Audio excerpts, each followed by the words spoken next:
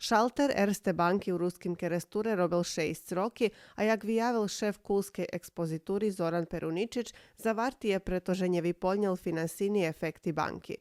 Keď porušana inicijativa za otvaranje filijali Erste banki v ruskim Keresture, uslovije bilo, že bi še prijavili 900 klijenti, a ih číslo še s časom zmenšalo na okolo 500, takže še tota banka opredzeljala ohabic ljem bankomat. Jako nam je sad teško. Bankomat redko kad koristim. Sad sam bila jednom u Kuli i dalje ne znam kako ću.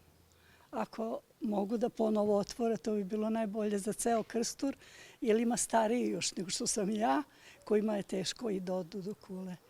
Часто se hasnujem i bankomat i hasnujem online bankarstvo, takže všetky rachunky placíme vše prek interneta. Međutim, často sam hasnovala i uslugi samej banki, kad mi trebalo da co konkretno i nažalj teraz preto to mušim ísť do Kuli i tam často znaju buc hužvi, takže mnje okreme predstavlja problem. I naiste думам, že škoda, že zavarili jednu jedinu banku u Valalje, pretože Valal nije baš na teljo mali, ta думам, že nam potrebna da jaka banka. Evo, naiste mi baš žalj, že zavarte.